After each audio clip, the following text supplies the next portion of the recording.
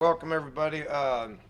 In preparation for this week's game against Texas Tech and out in Lubbock, Texas, the first thing that comes to mind for me is when I obviously think Texas Tech. I got a history with Texas Tech, as everybody knows, and have been out there a bunch. Everything kind of starts offensively when you think about Texas Tech, when you think about Cliff and what he's already been able to accomplish there, you immediately think offensive football. They're based on what they did last year, they're a different team in general, but they're pretty much the same offensively. Things are going to start with their quarterback. Davis Webb is still the Davis Webb that he was last year when he came out here and beat us in the second half. Has got a couple of inexperienced guys at receiver that they're going to continue to be able to get on the same page. I would expect to see improvement with them each and every week moving forward. I do think they're doing a little bit better job of running the ball this year. DeAndre Washington is a good back, as good a back as we'll see. Is quick, is shifty, has been productive. Would anticipate that they would continue to do things with him. They got two outstanding inside receivers and Jakeem Grant and Marquez, Bradley Marquez. Those guys are good players. They've been around there for the last couple of years. They're extremely productive. That's his comfort zone at this point in time. Got big tackles, an experienced offensive line that are used to pass blocking. They will continue to show improvements on offense, and already they're scoring a bunch of points, and they're moving the ball a ton. Defensively is where I see probably the biggest difference with them. Studied what they did prior to 2 weeks ago when they made the change at defensive coordinator, promoted Mike Smith. They've simplified. I see better effort. I see defense playing with more energy. have simplified what they're doing slightly, not doing as much as they were doing. So I think that's going to put them in position to be able to be, better on defense. So what they're dealing with on defense is what we dealt with on offense last year. They got a lot of new faces. They were very senior-oriented last year. 9 of the guys that played against us last year are not there. Replaced them with some very talented true freshmen and a bunch of junior college guys that are starting to get their feet underneath them. Again, I would anticipate tremendous improvement from them week in and week out defensively. Special teams, they're great in the return game. It's problematic, punt return and kick return. They got guys that can go. The Grant kid is really good. The Batson kid, number 13, is a true freshman guy, is extremely quick. They do a great job at the point of attack. Everybody says, well, you got to have a great returner in order to be good in the return game. If you don't block at the point of attack, you're going to have problems. That's one of the bigger problems I see with our punt return team right now, is we're not blocking at the point of attack. Last year, we were not blocking on the front line on kickoff return. This year, we're doing a much better job of that, and you can see the improvement has been there. So, got to stop the return stuff, which is a great week for us to be able to challenge our punt team and our kickoff team to get better and be more consistent and get down the field and make plays and do it at a consistent level regardless of what the score is and regardless of who's in the game. So looking forward to seeing improvements at that. So overall, looking forward to the challenge of going to Lubbock, going to play a Big 12 road football game. We're expecting a rowdy environment.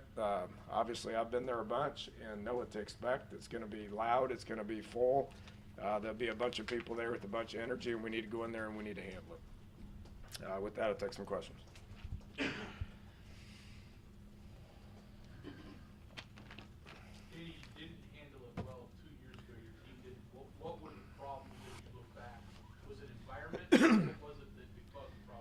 This is a totally different team than what we experienced 2 years ago. That's a different coaching staff. So I'm gonna comment on our current team, and I'm gonna comment on their current coaching staff. Road games are hard, so we're gonna treat each and every road game the same. we've won some Big 12 road football games. We know how to travel. It's not going to be any different than some of the ones that we've won. We need to, we need to prepare. Worry about ourselves getting better this week. Travel the appropriate way. Line up, go to the locker room, and put our jerseys on and go out there and play ball. Two things. Number one, do you see any similarity between Cliff was quarterback and what Clint's doing now? And then two, how did your friendship with Clint develop from the time you were an assistant at Tech and you were coaching the inside receiver, he was the quarterback, until the time you guys ended up living together in Houston? Whether I have a soft spot for coaches' kids when it comes to quarterback. I've said that a bunch in here. Cliff was a coach's kid at quarterback, was a student of the game, was around it his whole life. His dad was a coach. Was very, would come in and want to watch a ton of film and knew how to be a leader in the locker room, knew how to be a leader in the huddle, was extremely competitive. I see all those qualities with Clint. The physical qualities are much different. Don't want to go into any of that, but being a coach's kid, understanding the game of football, it's important to him. Great leader in the locker room, great leader in the huddle, and being competitive out there. I see a lot of similarities in that. Just like I see similarities with Case Keenum and Graham Harrell. Other coaches' kids, they all possess that same quality. I always knew Cliff was going to be a great coach. Just because of that. Same quality, just the same reason why Clint's going to be a great coach. Because those qualities translate into a good coach. So Cliff could never let go of the game. When he went to the NFL, he bounced around 4 or 5 different places, could never let it go because he's so competitive and he wanted to play. It started to fizzle out for him, and so I was always in contact with him, so I said, go ahead and come on, move to Houston, keep training. If you get an opportunity, great. If you don't, then see if this coaching thing is worth seeing if it's worth your time. He worked out every day when he was at Houston and never got that opportunity to keep playing. So at some point just said I'm done with it, and then went full throttle into coaching, and has obviously been successful ever since.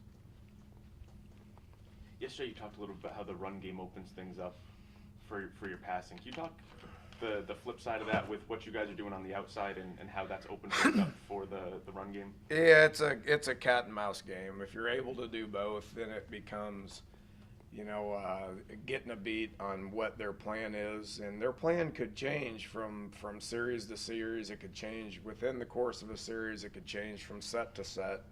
Our job is to figure out what their plan is, and it's all about, dropping in coverage and giving you a weak box, or coming towards the line of scrimmage and giving you a heavy box. And then you got to be able to figure out how you attack it. If they're going to give us a weak box, we're going to run it a bunch. If they're going to give us a heavy box, we're still going to try to run the ball a little bit. We're just not expecting 10 yards a pop. So we just try to figure out what their plan is going to be, and then you got to have experienced guys like Clint, which is one reason why we're having success, and not to the point to where we're truly dominating people. We haven't done that yet, but we're having success because we identify what they're doing and we're able to execute it based on calling the appropriate plays. And would you explain the way the offense evolved? The protege of Mike Leach and with someone, and then has grown, people say you've gone off in a little bit different direction than possibly what can you explain a little bit of that? Yeah, just, it's how much time you got? Yeah, I know. We're going to wrap this thing up here in a few minutes, but to make a long story short, my background's Mike Leach, throw the ball everywhere. Him throwing it 70 times and having 800,000 yards passing is no surprise to me. When I went to Houston, me and someone got together and wanted to run the ball more with more up-tempo. Keep in mind, Kevin was at Oklahoma and just got throttled by West Virginia. So that was a lot of up-tempo run game, which is what Rich did, up-tempo run game with some movement. So we incorporated some of that. Went to Oklahoma State, and it was with Wickline was a little bit more of a, you know, dig your hands in the dirt and come off the ball and strike you. And the more I did that, the more I realized it makes throwing the ball a little easier when you got more people up in the box. So we kept our core principles in the pass game with our progressions and the routes that we run. We just added to it with being able to, you know, come off the ball and smack you, or create some movement and tempo to be able to run the ball a little bit as well. Enter Ron Crook, who has a little bit more of a, you know, kind of a heavier set, not talking about his weight, heavier set offensive game plans with tight ends, that Stanford, inside zone power, that sort of thing. Yet he was really good at that stuff, and so that's why I was very interested in bringing him on board. So we've evolved a little bit into that as well. So I'd like to think we can do any of what I just said. We could spread it out and throw it. We could go fast and run it, go fast and throw it, use movement and run it, use movement and throw it, and then dig our knuckles in the ground and come off the ball and whack you if we need to do that as well. Takes a while to get there, but I think we got to the point where we're there. I mean, when I say hard, was it hard on you personally to No. change beliefs? It wasn't like I went from one extreme to the other. There is 7 years in between there that was an evolution based on the people around me, based on personnel, based on just kind of changing with the times, I guess. What you did with Golson and Riddick Saturday, after evaluating, did you like the way they worked? Yeah, yeah, we were happy with it because it got more speed on the field. Which, when you're playing spread offenses, you got to cover more ground. The more speed you have out there, the better it's going to be. Shaq needs more reps, so he's going to continue to get more reps. Ed Muldrow needs more reps, so he's going to continue to get more reps. Golston, you got to play to his advantage, was being able to come off the edge and get to the quarterback. Never got there, but affected the play a couple of times. Shaq Petaway, same thing. You know, allows his athleticism to be able to get out there to move around and affect the play, not only when you're rushing, but being able to cover in space as well. Kansas was a spread team that ran it, yeah, and Tech is a spread team that's gonna throw it more. But you want that kind of personnel on the field when you play those types of teams. I guess it starts when you're recruiting these guys. You always think in the back of your mind, hey, what could this guy play this position or different? Where could we use him in our scheme? Well, recruiting, that's a different deal because you never know how guys are going to progress. You never know how guys are going to develop. You know, when you're recruiting junior college guys and transfers like Riddick, Golston, Muldrow, you know, those guys, you know, we recruited those type guys because of their twitch, because of the passing game, so to speak. You mentioned Kansas is a spread team that ran it, Tech is a spread team that's going to throw it. Does it change the way you call things when you're going up against a different style like that? Yeah, it does. It does. We'll do some different things. You know, Tech's still going to run the ball. I mean, Cliff's running it more than he ever has. I mean, he's up to about 33%, so he's running it more. They got a quality back in Washington. They got 2 more guys that they can put in there that can run the ball. So, you know, I don't know if it's because of what they're facing, what the defenses are doing to them, or health of the quarterback. You know, I don't know why, but they're running it more. So, you know, we got to be able to stop, you know, the run with the appropriate number of people that we put in the box, and we still got to be able to cover as well. So, you know, the same thing that we were talking about what we try to do to defenses, guess what? He's going to try to do to us as well, maybe with different sets. You said after the game you were mostly happy with the play of the special teams, except for a couple of big plays. You still feel that way? Yeah, you know, we're going to challenge our punt team. We've given up 2 punts, which we're not happy with. We're not incredibly pleased with the punter at this point either. Which again, it's not just you can't pinpoint any of the problems that have existed. I guess you can't the 5 special teams blunders that have happened. You can't pinpoint one person. If somebody pinpoints one person, they have no idea what they're talking about. So we have identified as a whole what needs to change, and we've challenged our entire punt team. It's the same punter, same snapper, same personnel, same coach, same practice schedule, same practice time that led the Big 12 last year.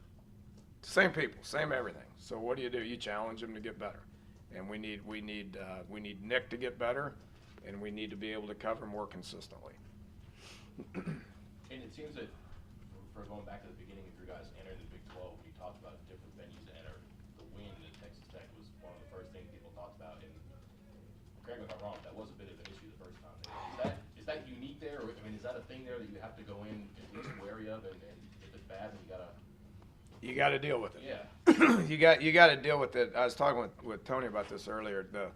There's only been a couple of situations in my 20 years where wind affected a game. The wind in that stadium that day did not affect the game. It did not affect the game. Did it get in Gino's head a little bit? Probably a little bit. Probably a little bit more once he looked out there and he didn't have Stedman Bailey because he went out in the first quarter. And he looked over here to JD, and they were bracketing JD because he was our only threat that we had.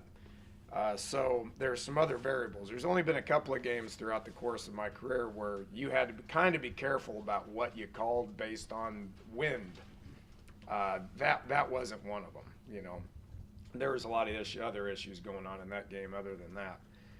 It dang sure didn't affect them because they threw for about 500 yards and had 49 points. Last year at Kansas, that wind affected how you called it. 2 years ago at Texas Tech, it did not. So, Clint's a fifth-year guy. If it's gusty, it was gusty out here Saturday night. Clint's a fifth-year guy that's played in it before. He's made trips to TCU and Baylor and Kansas and Iowa State and stuff like that, to where he's experienced it, which does a lot of good. As far as what we do, been very rare. It's been very rare. when it does happen though, I mean, even if it's just, if someone looks at the flag and it's different, you're saying it's not a big deal. Clinton, anybody maybe do something different too, but is it just simply talking them off the ledge a little bit? No, I don't think you can talk about it. I think you got to experience it, and I think Clint's at the point now where he's experienced it. After that game, Gino was very, very comfortable at Oklahoma State with the same wind. He was very comfortable at Iowa State with the same wind. So he learned from it and became better, you know, and I think Clint's at a point now where he's experienced it. Paul has experienced it. They were there. They've been there, done that, and I don't think it would affect us one bit. If it affects us and it changes what we call, it's going to affect them and it's going to affect what they call. It's the only way you can look at it. Danny, you mentioned yesterday that the defense really relates to Tony Gibson and the way he coaches. Is that a direct reason for why this defense is playing much better, or is it because of maturity and experience of the guys? Yeah, he's doing a good job. One of the reasons why I hired him too is he took a 3 down front, he tweaked it a little bit into what we're currently seeing, which I thought was very, very positive. Our defensive personnel, you're looking at a lot of guys that have experience, that have been in these games, that are starting to play a lot better, like Kwiatkowski and Tonkery and KJ Dillon and Carl Joseph and Kyle Rose. The list goes on and on. And they respond to him. You know, I knew that I could see that they responded to him like this a year ago, and this year he's confirmed that the guys respond to him and they play hard for him. Any change with Worley's status? No, he's been cleared to practice. That happened on Sunday, but as far as competition, that's still up in the air. Been cleared to practice by whom? By the university. Is that also cleared to play in a game too after he's up to speed with Yeah, you he's guys? been cleared to practice by the university. His legal situation is still up in the air, and that's all we're going to comment on at this point. So it's still up to the university to decide his game eligibility? It's still up to a lot of people. So at this point in time, he's in the building, he's practicing, and that's as far as it goes. Is he practicing with your defense or with your scout team? That's a good question. Talk about penalties and talk about penalties. We'll make that decision here in the next few hours, I guess.